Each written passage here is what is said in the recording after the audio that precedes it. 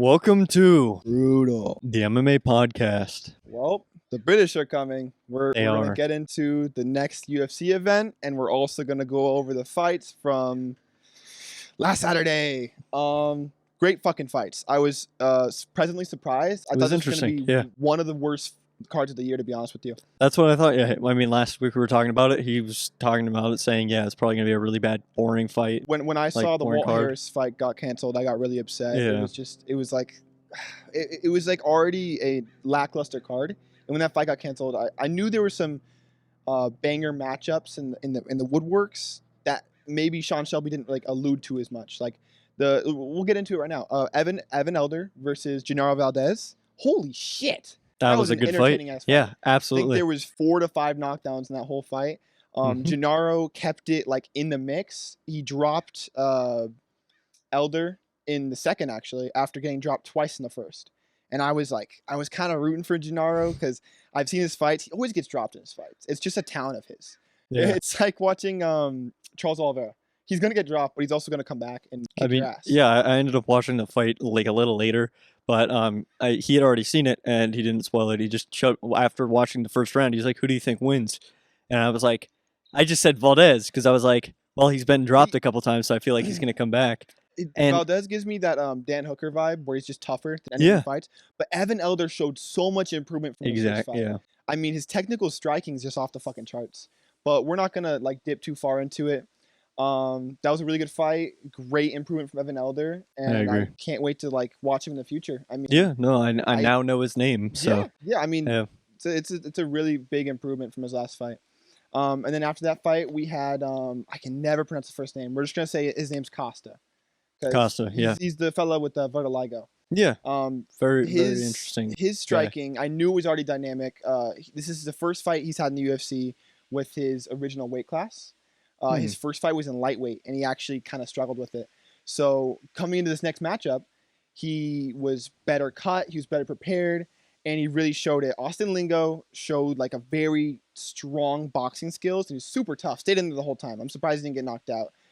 He ate so many body shots, and everyone that boxes and kickboxes can tell you, body shots are way harder to take than any sort of headshot. They look gnarly that whole time. Not only did they look gnarly, he would do it where he'd spinning kick the body right into the liver. You could see Lingo's hands drop, and then he'd body kick him with a roundhouse kick 4 or 5 times, and then Lingo would still stay in his face and throw counters. Yeah. And it's just like next level toughness. Yeah. And I'll keep mentioning it just because we saw Dan Hooker not that long ago. It's that like gritty Dan Hooker toughness. I mean, Tony Ferguson has it too. Well, most of the time. He still has the toughness at all times, but his chin can't last to the toughness every time. So not every time, yeah. Yeah. After that fight, we had quite a bad dislocation from Estela Nunes. Rest up, get well. Dana White with the weirdest L post of all time. Dana White just posted a picture of Estela Nunes' X-ray and just wrote the word L and then tagged her in it. Why are you being so disrespectful, bro? I felt so bad, but dude, it was a bad dislocation. Oh my gosh. Like, just if you will put a picture on screen, but for those listening, it was literally like if you just took the forearm and you just kind of placed it down in front of the Lego brick and put it to the side of it. It looked really bad. It was pretty bad. I could see Caitlin covering her mouth from the camera. As soon as that happened, we were all watching the fights, and Caitlin just started like gagging because we kept replaying it over and over. Yeah. And me and Nick were watching it and just being like, ooh. Well, she was like laying there after, like when it happened, it was gnarly, and then she was laying there. You could just see her entire arm was bent the wrong fucking direction and like twisted sideways. Caitlin is like, she's squirming behind the camera right now, but it was a pretty bad one, I will say. I was hope crazy. She rests up. I mean, she's not the biggest name in the UFC, but I mean, nobody wants to like end their UFC career like that. So I hope she rests up, at least has one more fight, can prove her like skill. But right after that, we had a really interesting fight, and I really saw Terrence McKinney winning that whole first round. He took a little bit of damage at the end of that first round, and it was extremely disappointing. I mean, Dominic Cruz's least favorite referee was in there, Keith the Crackhead Peterson, and there was a point in this fight where the name escapes me. I think it's Sadikov. um, was fighting Terrence McKinney. Terrence McKinney spent the whole first round on his back, and he shoots in for the double leg, gets the double leg. He's under his hips, and I hope I'm not getting that name wrong. Sadikov grabs the fence for a full 2 seconds, shifts his hips up over him, and I'm watching this, and I'm like, okay, referee, at least slap the hand. He goes to slap the hand, but then, yeah, he just kind of paws at it like a fucking fruity gay man, and it's ridiculous because he gets his hips up. Keith Pearson isn't even getting a verbal warning. He just takes his hands away, and then he does it again, stands up, and while Peterson is touching his hand, he's still holding on. He's not immediately letting go. He's fully grabbing himself, giving him that self advantage, and that was his fight sequence ender. That's the reason he got That's the all he takedown, needed, and and it the was fight got just ended. He shifted his hips above him, and he grabbed the cage for like a total of 7 seconds. 7 seconds of cage grabbing. that's crazy. I've never once seen it where a referee doesn't at least attempt to fucking stop the fight. Well, 90% of the time, whenever they grab the fence, it's maybe like half a second. It's like a second, and then the ref goes, "Hey, stop!" It's a and they verbal stop warning. it, It's and then they do it immediately a verbal again, warning. and they do it again, and they say, "You do this again, we're gonna stop I've it." seen it where Like- a fighter attempts a takedown. He doesn't even have it. He just attempts it, and the guy grabs the cage, point taken. Yeah. And they give him the position. So But it's 7 absolutely seconds? fucking That's blasphemous obnoxious. that Keith Peterson not only didn't give a verbal warning, he didn't attempt to stop the fight, he didn't reprimand anyone, he didn't do anything. He lightly slapped the wrist a few times. And it's extremely disappointing to see Terrence McKinney, not only from that, he gets pushed over from that position because he gets the unfair advantage of his opponent grabbing, or disadvantage of his opponent grabbing the cage. And not only that, from there, his arm gets trapped behind him. And how are you going to defend a choke without one of your arms? So he locks in the choking and subs him. And I was so hopping fucking mad because he was screaming. not only is Terrence McKinney a great fighter, he was winning that fight. He was winning it fair and square. I don't think his striking defense has improved as much as I'd like it to, but that doesn't mean he still wasn't winning the fight and doing a good game plan, which is keeping it to the ground against a really good striker because maybe his striking defense isn't the best. But you can't take away a fighter's whole game plan. Because it ruined his game plan. He had a good game plan. He wasn't doing bad. He wasn't doing horribly. ESPN blasted it like, oh, this guy destroyed Terrence McKinney. And all I could hear in the comments was, oh, Terrence McKinney's washed. Terrence McKinney's shit. And maybe the striking isn't 1,000,000%, but what the fuck? Yeah, not a single person mentioned it for 10 minutes? It wasn't like 10 minutes later when he finally found someone. Like a fucking finally. a hater. And I was just, where the fuck are they mentioning it? And I was so fed up. It's disgusting to watch that happen. And I really hope Terrence McKinney will get another shot. I think everyone that watches him loves watching him fight. And this next fight's really going to matter for him now. He had a really hot start in the UFC when he started, and now he's getting a little bit cold. I hope he stays in. And he needs another chance. I still stand by the fact I think he would have gotten that win if it came down. I agree. No, I think he was doing very well. And I think if he got that takedown, maybe he would have finished the fight from there. But you can't fucking take away a fighter's ability to fight. And that's what he was doing. He was allowing cheating. Keith Peterson was allowing cheating and didn't do anything to stop it. He lightly grabbed someone's wrist. And it's really disappointing to see the UFC hit that point where they don't care about the fighters. And I've seen it a lot recently. The two things that bother me most is the fence grabbing, because it's a whole part of the game with takedowns, and then back of the head strikes.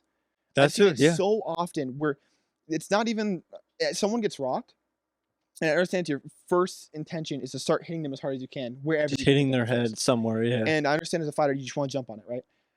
But you still can't hit the back of the head. It's illegal. I've seen if you get hit once in the back of the head lightly, you can get fucking absolute destructive concussion. And I've seen people who are on the ground, and the person who's behind them, or even who's just sitting like this, just slapping in the back. You might hear a verbal warning once. I've honestly never heard one. I've never heard a verbal warning. I've heard a verbal warning, but they're not often enough. I mean, my favorite fighter as a prospect was Impa Kasanganay, and that's how he got cut from the UFC. Really? He had a fight where he got wobbled, and he started to recover, and he ate 6 to 7 back of the head hammer fists. 6 to 7 straight. Just full power ones? Back of the head, back of the head. He would switch it up, but then 2 back of the head, and then switch it up, and then back of the head. And it was so disheartening to see because the referee stopped it. And that was That was Smith. I can't remember, bald African American fellow. I just can't remember his name, but it's really disappointing to keep seeing referees not do their fucking job. The Yeah. only two referees I'm seeing doing their job nowadays are Jason Herzog and then Herb Dean. And Herb Dean gets a lot of flack, but he's no bullshit, and that's why I like him. He's willing to take a point if you're willing to test the rules. Yeah. So No, if you're and gonna he's hit someone's also cup in a way that's gonna actually affect the fight, or if you're gonna grab the cage in a way that's gonna actually affect the fight, he's taking a point. You're yeah, not getting a fucking he's point. taking a point, or if he makes a wrong call, he'll admit what he did. He'll admit, okay, I'm Yeah, sorry. he's admitted he's wrong before, and he's willing to adapt for the sport to grow. And Herb Dean's a really good referee in I that way. guarantee you, like if Peterson, or I think it's Peterson, right? That ref, like if someone pointed out the fact that he was grabbing it for 7 seconds, he'd be like, oh, well, it doesn't really matter. You know, There, he wouldn't admit it. he's known notoriously as like bad stoppages. There was a notorious point where Dominic Cruz was rocked, but he wasn't out, and Keith Peterson stopped it as soon as he touched the floor, Hmm. and that was for the belt. And you gotta let a champion go on his sleeve, or like on his belt. You know, like it's one of those things. It's disappointing to see. Yeah. But we'll go past that. I could rant about that for an hour. Rest up, Terrence McKinney. I know you didn't take that much damage, obviously, but Yeah. get back in the workshop, work on that striking, and after that fight, I wanted to go over just slightly. I wanted to mention Norma Dumont chasing down Chelsea Chandler. Norma Dumont was chasing Chelsea Chandler like she owed her lunch money. That was Like, fucking she hilarious to watch. Full tilt boogie turned around. I was like, like she was like running in Temple Run. We'll And the put an boulder was image. Norma Dumont. That was so funny. It was That was the most interesting part of that fight. yeah. It was the pretty rest of funny. the fight was a little bit obnoxiously boring, but Mhm. I think it was regardless a good win for Norma Dumont. She showed what she was worth, which she had really good grappling. But yeah, we'll move on to the next one, Oh, and the we had Park fight. Park Jun Young versus Albert Duraev. That was a good fight. That was a good really fight. good Albert fight. Duraev controlled most of the first round. It was a little bit competitive, and I knew when I saw Albert start to gas out in that first round that Park would take over. Mhm. Caitlin's real flexing behind the camera. She called it perfectly with a second round submission for Park. I've seen Park go through wars with people like Gregory Rodriguez, so I knew he had that dog in him, you know. So Albert Duraev, he's really good on the ground. He couldn't get to the ground very much in this fight. Yeah, he tried. He tried over He and over tried, again. but he really Couldn't. couldn't get it going. So I that mean- was his downfall. He gassed out trying to get the takedowns, and his striking was solid. Well, his striking was solid, but like Park was just eating that shit. For Park- breakfast, dude. and He then was he like, started boogieing. oh my god. He was full tilt boogieing. He won. He just Bro was hitting the schmoogin. He was. Ooh, Oh, shit. I Oh, couldn't shit. contain myself. I started dancing in the He living room was. with him. It was so fun. I love Park. He has a fun personality, and he's real exciting. So that was a pretty fun fight. that was a really fun fight. And then after that, really surprising finish for Francisco Prado. I didn't have the young fella doing it. I'm gonna adjust myself. Ugh. If I remember correctly, that was a little early.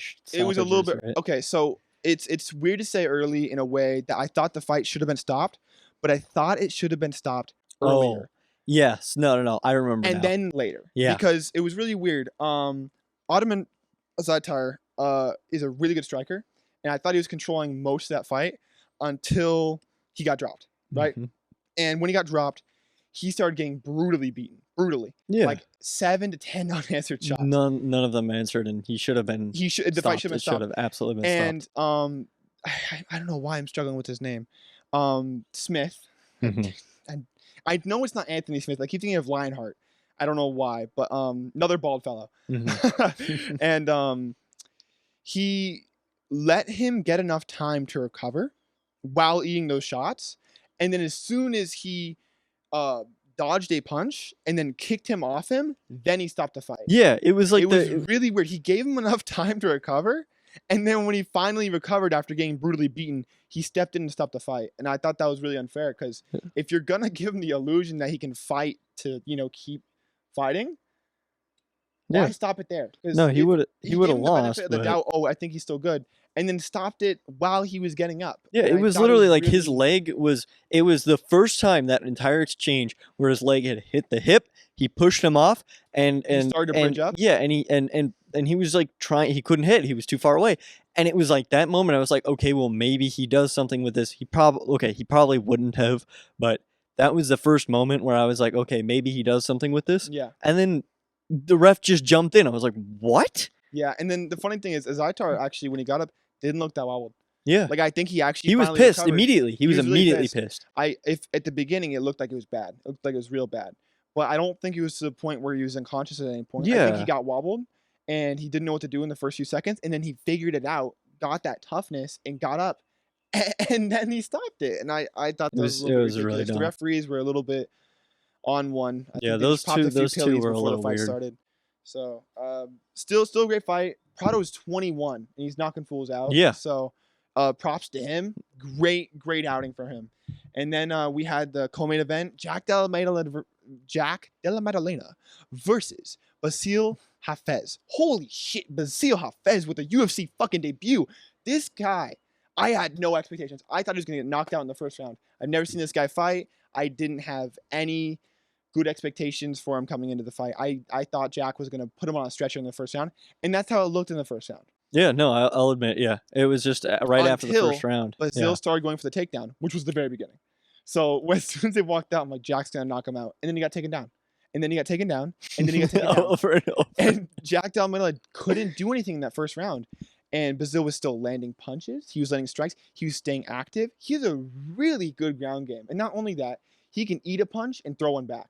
I thought in the near middle of the second to end of the third, Basil, there was parts where it looked like he was going to get knocked unconscious, but he kept swimming. There was a part in the third round where Basil started putting his hands down, ate like 3 shots, and I was like, it's over, because he turned his head away from him. And then after he turned his head away from him, he dunked for the double leg and almost got it. And it was like he was staying on the pedal the whole time. I gave it to Jack Della Maddalena. I thought the second and third rounds were somewhat close, but I think it definitely swung for Jack. I wasn't surprised. I wasn't surprised. Yeah, I wasn't surprised by the decision either. I was surprised by a split, I think, a little bit, but I could see why you give him the second round. So it was a really entertaining fight. Jack Della Maddalena proved he has heart. He's never been past the first round. Yeah, he's never been past the first round, and this is his fourth or fifth UFC. I think it's his 5th UFC fight. And so it's good to see him battle some adversity and still make it out on top with that fucking crooked ass nose. God, bro's nose is it's just not there. Bad. It's the opposite of mine. If your nose was like that, it'd be like a fucking curb in Skate 3. It was. Damn. Okay. Put an image right there. Put an image, please. Some of the curbs in Skate 3 are so tall. Oh my god. Well, yeah, his nose is like. I think I saw an image of him trading a punch, and you just see like he gets punched straight in the face, but it's like it doesn't change. It looks like a pug. It looks like a pug. When he got punched in the face, it looked like a pug. It was like a flat wall. Like, I've seen dogs with that exact face before. Looks like he got hit by a frying pan. No, it did. Like I think you said. I can't wait for him to fix that nose. I want to see what he looks like. You said he's not going to fix his nose until he gets belt. I think he mentioned that. He said, "Well, what's the point of fixing it if I'm going to get it broken again?" True. So, I mean, shit. Fair. I don't. So is he just? You think he's going to get belt and retire? Or no. I think he's just like generally like it. He doesn't plan on breaking his nose to get the belt. Yeah. But he's probably going to have to break a few bones to get there. I'm not exactly sure the exact like implications. But yeah. After that, we had Mayra Bueno Silva versus Holly Holm. Didn't expect a lot from Mayra, but she came out there and beat an old woman's ass. Holly Holm didn't really have a lot for her. The first round, I think, went to Holly, but she looked a little slow, a little stiff, and she got caught in a fucking deep darce and choked standing. So that's the second standing choke I've seen a woman do in like the last like 9 months. They've actually feel like they've been picking up. I never see guys do them. But, yeah, but it was solid. No, I think I called the fight perfectly, and yeah, everything just worked out perfect. It was pretty entertaining. Yeah, it was a good main event. I think that the co-main was kind of the people's main event after Basil really put on the pressure. So I can't wait to actually see how Basil does against someone with a full training camp, because he only had like a week to train. So really, yeah, a week's notice to fight Jack Della Maddalena, and he did that well. It was a split decision. So he deserves and earned his spot. That guy trains with a lot of really good fighters though. Like he's trained with Anthony Lionheart Smith, and Lionheart Smith weighs maybe 40 pounds heavier than him. So I mean, and Anthony Smith was saying, they mentioned on the broadcast that Basil gives him problems on the floor. So That's the crazy. 40-pound weight advantage, I mean, whew. That's got to be something pretty interesting to see in the future. I'm kind of excited to watch his, future fights as the time goes on. Yeah. But And from there, we'll move on to UFC Vegas. Oh, is it? It's not Vegas. no, Shit. not quite yet. Not UFC quite yet. They're London, too Tom excited. Aspinall versus Marcin Tybura. Okay. This is where the we're just British gonna go over are the main card. arriving. What was that? This is where the British are arriving. The British are coming. The British are coming. I'm actually really hyped for this card because I'm actually a really big fan of some British fighters. Mhm. Top of the morning to you, laddie. But that was not British, That was. it? Bro, when dude, you're about to get fucking bombed. Do something Your about car's it. Do about to something about it. explode. Slap him then. Okay, so we're gonna start off with the main card. The prelims are pretty good, but not the most well-known fighters. So we're gonna just hop straight into the main card. The featherweight fight between Lerone Murphy and Joshua Kulabau. We got the undefeated 12-0-1 Lerone Murphy. Really amazing kickboxing. I've never seen a fight where he looked like he was gonna get thrashed. I believe the only fight he has is either a draw or it's a no contest, but Lerone Murphy always holds his own. Amazing overall fighter. I see him smoking Kulabau. Kulabau's got crazy striking too. He's from Australia. Trains with Israel Adesanya in them. Oh, cool. So he's got a really good grind set. He's real tough, but Lerone Murphy's too fast, too talented. So we'll see how that goes. Sounds like an interesting fight. It'll be interesting. Then we got Jai Herbert versus Fares Ziam. Ziam got, I think, choked out in his UFC debut against Terrence McKinney. Terrence McKinney got the back in like the first round and got choked out cold in a rear naked choke. So Fares Ziam isn't great on the ground, and I think Jai Herbert's just way too rangy for him. Jai Herbert has this great clip of him dropping Ilia Topuria. So that was a very interesting clip. Yeah, it was real interesting. But I think Jai Herbert gets it done the first or second. He starts off real fast. The Black Country Banger, Jai Herbert. What a name! One of my favorite UFC nicknames. That is a solid one. I will admit that was a pretty solid one. He's real fun to watch. His striking's really dynamic. Super tall for the division. How tall is he?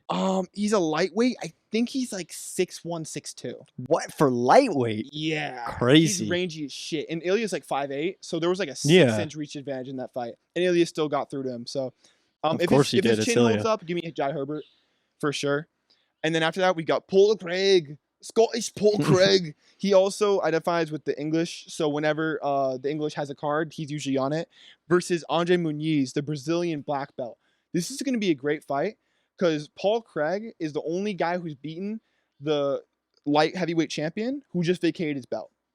He broke Jamal Hill's arm in their fight. It was another bad referee stoppage. Talking of bad referee stoppages, he had him in a triangle, broke his arm, and then Jamal Hill was still fighting. So there was a full 20-second period where Jamal Hill's arm was just flopping around like the wacky inflatable tube man.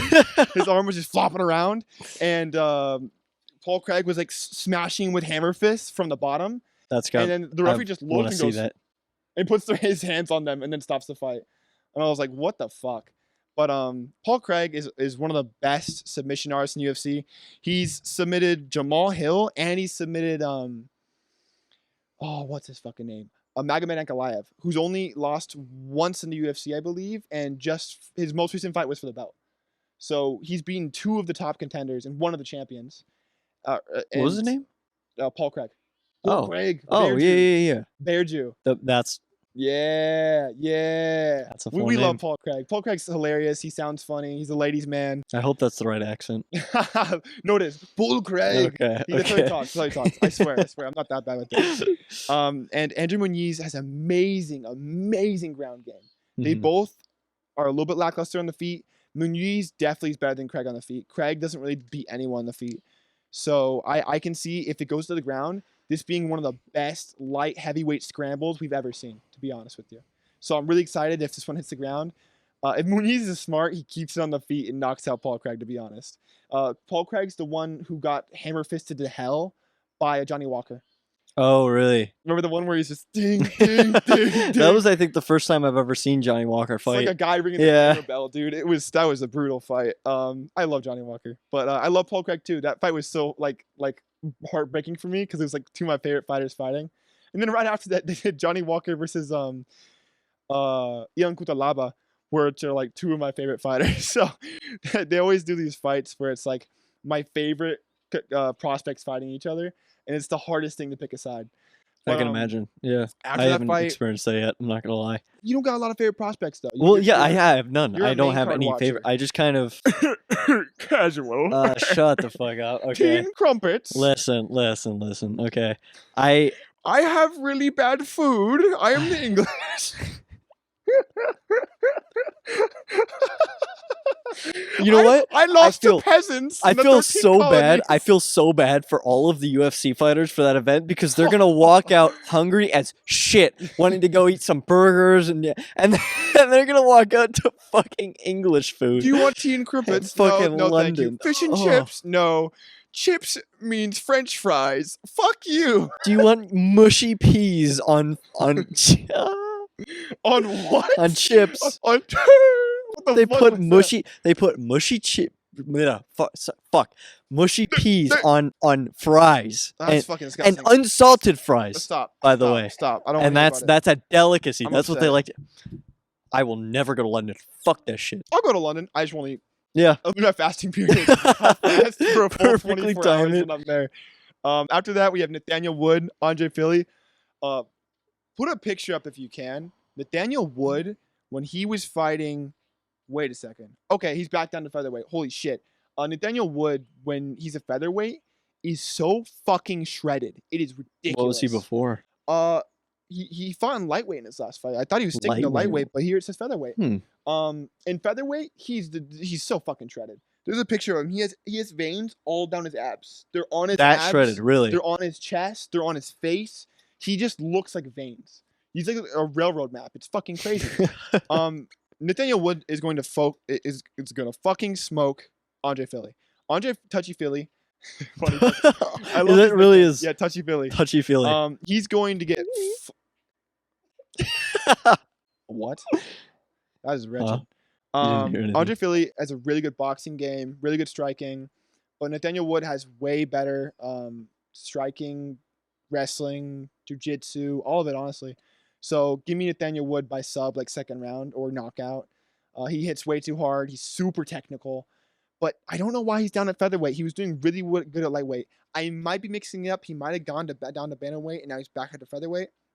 Either way, the higher weight class he was in, he performed way better. So Well, hopefully has that's he his weight fought class. in featherweight yet? Guaranteed, he's fought in featherweight. I've seen him fight in featherweight. I mean, like recently. I Like, don't remember if he dropped down to bantamweight. is this like his first one no, as of recent no, being in I don't featherweight? think No? so. Okay. Either his last fight he fought in lightweight, so he's right back to it. He's So, back down to okay. featherweight. But Yeah. either way. So he's been jumping between. He's trying to weight figure out his classes. place. He's been Yeah. trying to figure out his place, and he won his most like I think 4 or 5 recent fights. He's really fucking good. I think he's only lost to one guy in the UFC, and that guy's a savage. So I can't remember his name off the top of my head, but if I mentioned his name, you'd know him actually. Mhm. Next we have Molly McCann, and not saying that fucking name. Molly McCann has some of the most viral female knockouts of all time. She's a spinning knee. Sorry, spinning elbow. Spinning knee. I was That'd like, be how did crazy. that work? I've never seen a spinning knee. In my That life. would be I bet very Johnny interesting to Walker watch. could do a spinning I kick. bet you he I could. bet he No. fucking And then could. he'd look up at the camera like.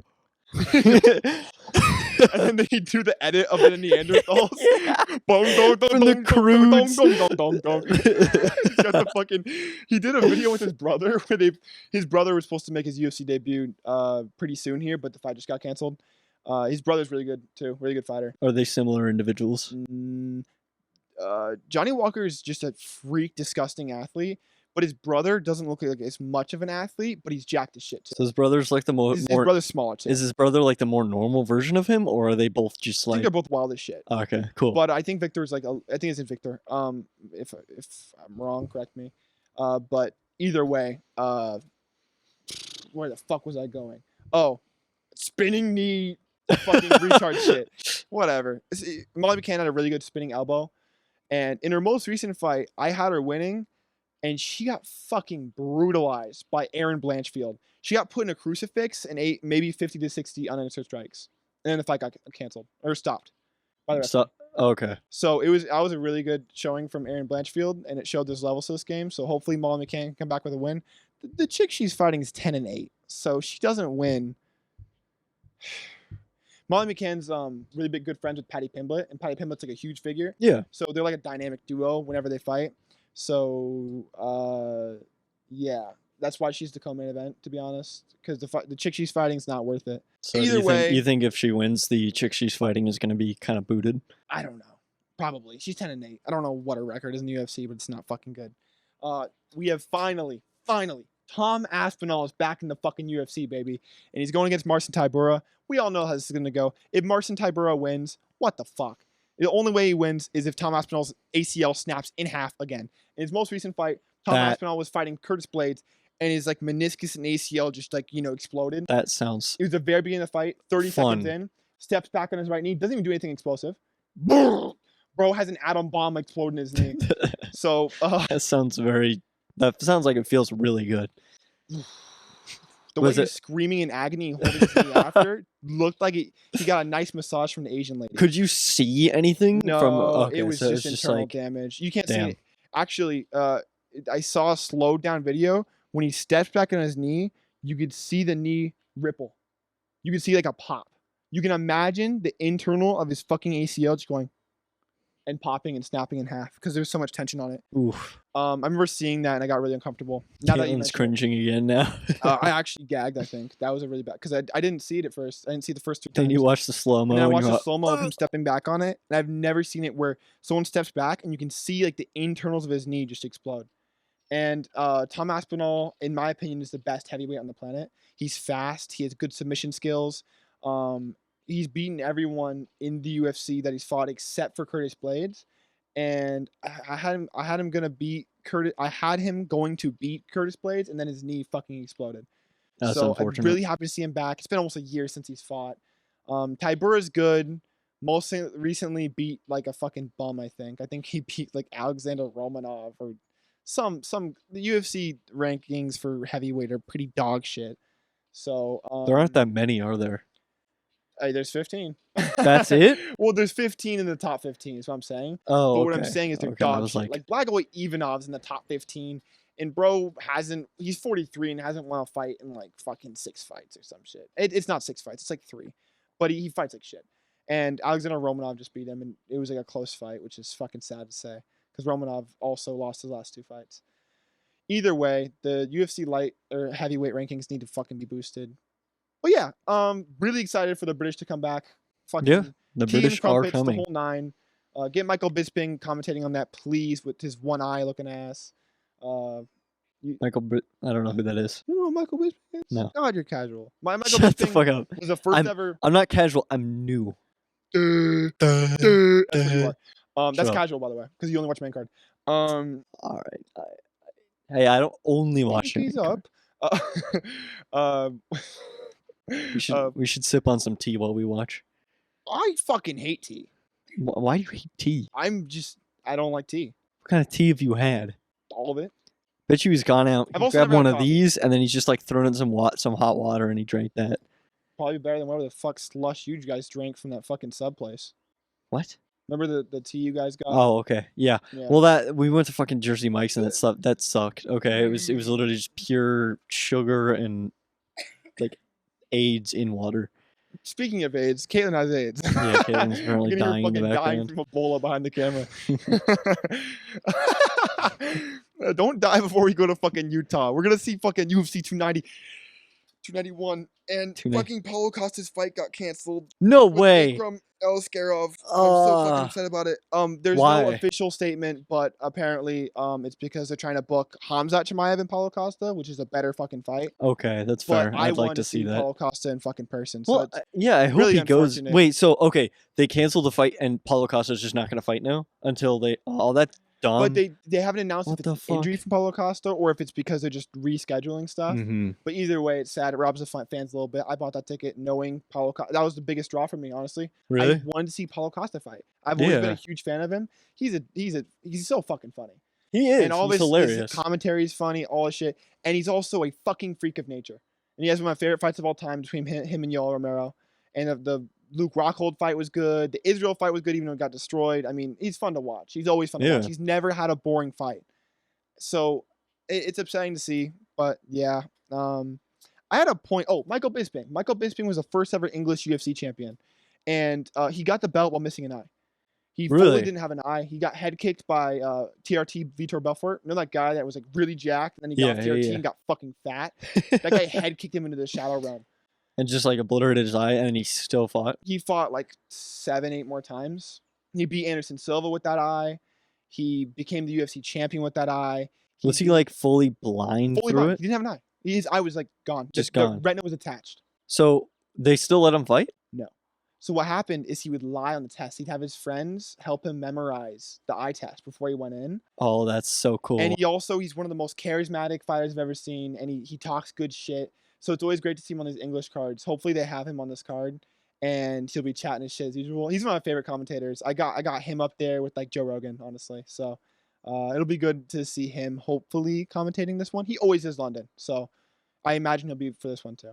That'll be interesting, yeah. And I think that wraps up the fights. It was a good I think so, podcast. yeah. A lot to complain about, a lot to be happy for. Get to see like 9 British people go ham next week. oh, That'll be fun. I love seeing I the think. Brits. The Brits are so enthusiastic when it's just the crowd pop you hear when they come out of that London crowd. It just gets me going. Yeah, So excited for the fights. absolutely. Yeah. And, Well, you guys have a good weekend. yeah. See you guys next week. Adios. Adios.